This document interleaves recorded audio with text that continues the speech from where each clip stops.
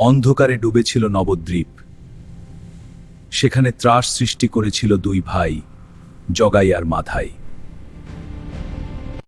পাপীদের উদ্ধার করতে এগিয়ে এলেন দয়াল নিত্যানন্দ। তার হৃদয়ে ছিল কেবল অসীম করুণা। নিষ্ঠুর মাধাই আঘাত করল কলসির কানা দিয়ে। ঝরঝর করে রক্ত ঝরল প্রভুর কপাল বেয়ে। মেরেছিস কলসির কানা, তা বলে কি প্রেম দেব না? এই কি তোমার উত্তর?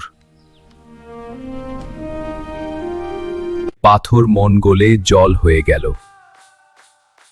দুই ভাই চরণে লুটিয়ে হয়ে উঠল মহাপ্রভুর পরম ভক্ত। মহাপ্রভুর এই প্রেম আর ক্ষমার শিক্ষা আমাদের জীবনকে ধন্য করুক। এমন আরো ভিডিও পেতে লাইক দিন এবং কমেন্ট করে রাখুন।